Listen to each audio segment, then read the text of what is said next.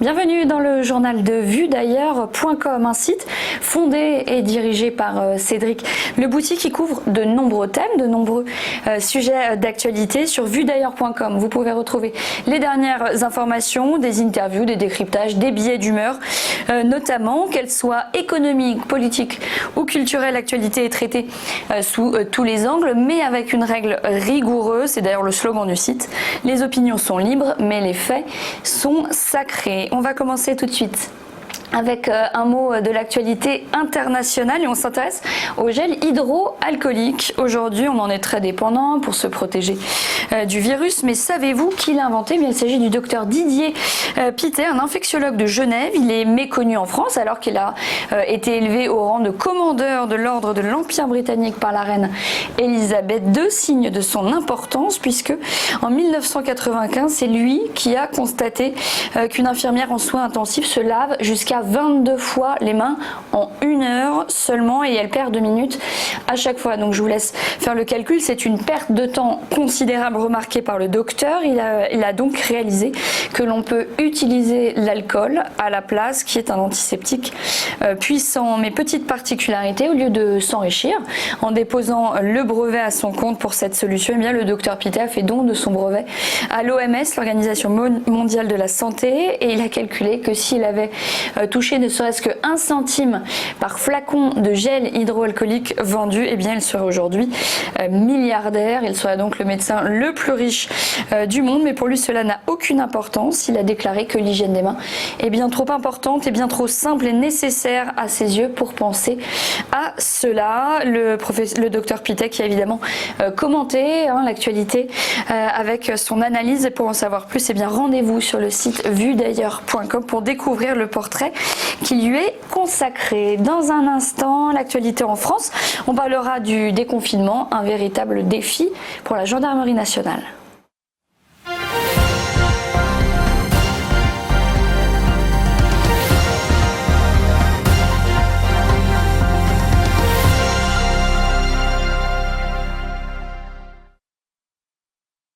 L'actualité en France maintenant, VueDailleurs.com s'intéresse aux liens, aux relations entre les forces de l'ordre et les citoyens. En ce moment, Éric Delbecq, spécialiste des questions de sécurité nationale notamment, insiste dans son article sur la nécessité d'installer une puissance de bienveillance et pas uniquement coercitive. L'opération Répondre présent, lancée par la gendarmerie nationale pour faire respecter les mesures de sécurité liées à l'état d'urgence sanitaire, sont évidemment nécessaire, décisive, mais avec, souhaite Éric Delbecq, eh bien, un maximum d'écoute, de transparence, de discernement et de bienveillance. Faire appliquer les règles, oui, mais tout en aidant les plus fragiles et les plus vulnérables. Voici le défi auquel les forces de l'ordre doivent faire face, selon lui. Parmi les personnes qui nécessitent une attention toute particulière, les seniors, les enfants, les victimes de violences ou encore les soignants, dont certains domiciles doivent être surveillés en raison d'éventuelles menaces, avec bien donc un espace de danger immense. Avec ce déconfinement maintenant, la gendarmerie nationale aura fort à faire. Si ce thème vous intéresse, retrouvez l'analyse d'Éric Delbecq donc sur le site VueDailleurs.com. À suivre tout de suite, c'est l'actualité économique et sociale.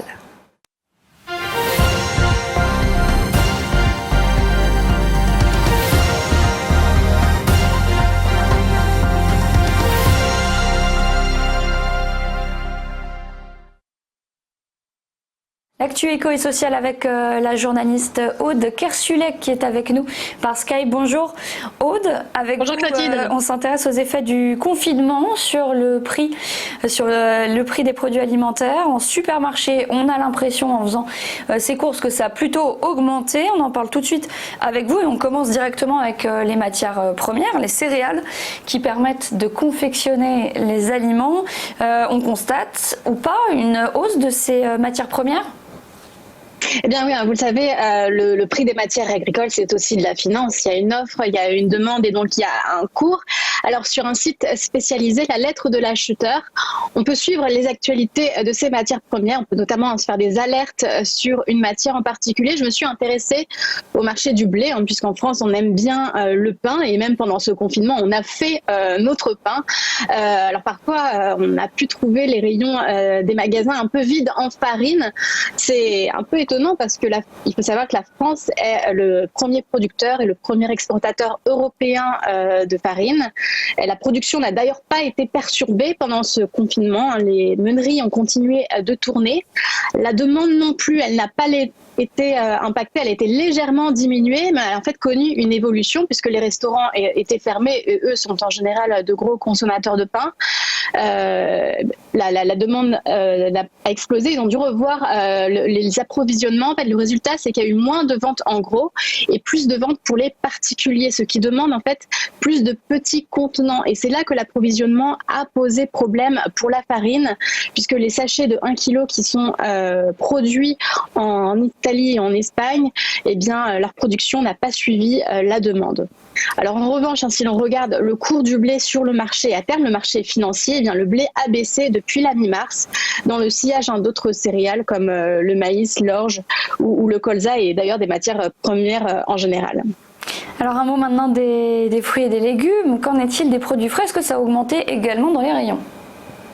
Eh bien oui, les prix ont augmenté de 18% en un an. C'est ce que nous dit l'INSEE pour les fruits et les légumes. Alors qui ont été évidemment beaucoup consommés en supermarché en cette période de confinement. Mais on aurait pu s'attendre à ce qu'il y ait un effet de balancier, comme les restaurants sont fermés.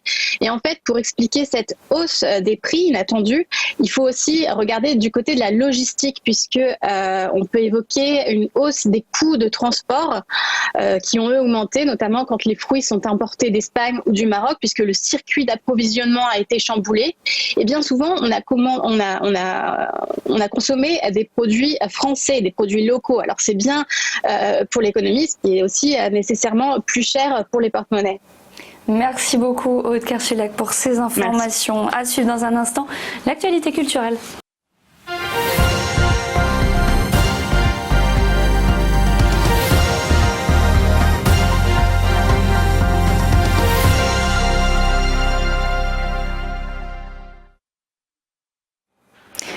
L'actualité culturelle tout de suite avec Philippe Bloch. Bonjour, vous êtes notamment auteur et on parle de votre livre sur le site de vuedailleurs.com, votre livre qui s'appelle « Ce sera mieux après, sauf si on est trop con » aux éditions Ventana. L'après, c'est donc évidemment l'après-pandémie, l'après-confinement. C'est un titre qui ne mâche pas ses mots, c'est le moins qu'on puisse dire. Qu'est-ce que vous voulez dire par là? Le monde d'après-pandémie va être un véritable défi pour vous? Je crois qu'il va l'être pour tout le monde. D'abord, le livre n'est pas encore sorti, il ne sort que le 2 juillet et c'est un peu... J'en entends bizarre d'écrire un bouquin comme ça en pleine crise, on est quand même encore en pleine crise, mais on a tous été confrontés à un truc incroyable dans nos vies, ça ne nous est jamais arrivé, à la fois d'avoir du temps, à ne pas faire grand-chose pour beaucoup d'entre nous, à réfléchir. Alors, on a beaucoup entendu que le monde d'après serait forcément différent. Moi j'ai une inquiétude, c'est que j'étais très frappé par l'ensemble des questions que tout cela a soulevé, et j'observe que déjà les Français ne parlent que de leurs vacances, comme si déjà c'était le plus important que tout ce qui nous est arrivé et qui nous attend, parce que je crois qu'après la crise sanitaire vient la crise économique, elle va être absolument ravageuse et on a des défis considérables et des questions nombreuses sur lesquelles je pense qu'il faudra qu'on se positionne pour que le monde d'après soit vraiment un peu meilleur que le monde d'avant. Alors justement, quels sont ces thèmes qui vous semblent nécessaires d'étudier, d'élaborer avant de se lancer là-dedans ?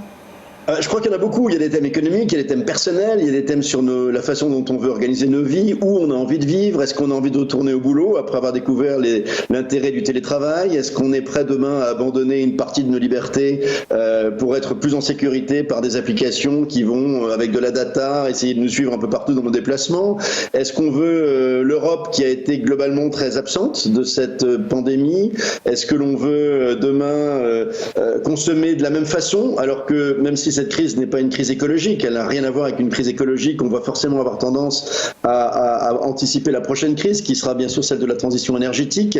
On a tous été confrontés à un autre mode de consommation pendant cette confinement un peu bizarre, cette période très étrange. Est-ce qu'on va modifier nos achats? Est-ce qu'on va devenir être plus respectueux de la planète? Et puis surtout, moi j'ai un vrai sujet, c'est la défiance. La défiance des Français les uns envers les autres, envers leurs gouvernants, envers leurs dirigeants, alors qu'on a vraiment besoin d'unité. Tout ça est assez inquiétant et va nécessiter beaucoup de réflexions communes. Il y a un mot-clé qu'on retrouve, on a l'impression un peu dans votre livre, c'est compromis. Oui, parce que de toute façon, ça va être compliqué. Et c'est un peu comme on a beaucoup reproché au gouvernement les décisions qu'il a prises à chaque étape de cette crise. Honnêtement, personne n'aurait aimé être à sa place, je crois, et je pense qu'il sera temps de juger le moment venu quand on revotera si le job a été bien fait ou pas. Mais je pense que globalement, ils ont été face à que des mauvaises décisions, en fait. Est-ce qu'il fallait privilégier la vie ou l'économie? C'est pas des questions évidentes du tout, c'est des questions troublantes même, moralement d'ailleurs. Et je pense que personne n'aurait aimé les prendre à la place de nos dirigeants. Et je pense que de la même façon, tout ce qui nous attend va nécessiter beaucoup de courage et je répète aussi d'unité, c'est-à-dire qu'on ne pourra pas fonctionner les uns contre les autres. On a vraiment besoin de réfléchir ensemble à comment prendre les moins mauvaises décisions dans les quelques semaines et mois à venir. Merci Philippe Bloch d'avoir répondu à nos questions. On rappelle que votre livre sort le 2 juillet. Merci d'avoir été avec nous dans ce JT vuedailleurs.com et n'oubliez pas, toutes les informations que nous avons développées sont évidemment à retrouver sur le site. À très vite.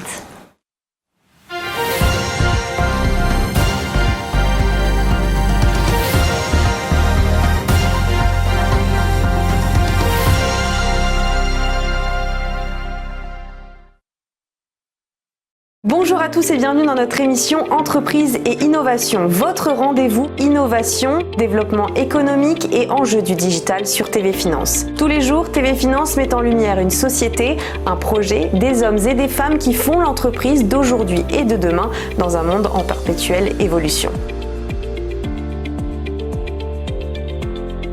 Pour y participer, contactez-nous sur tvfinance.fr.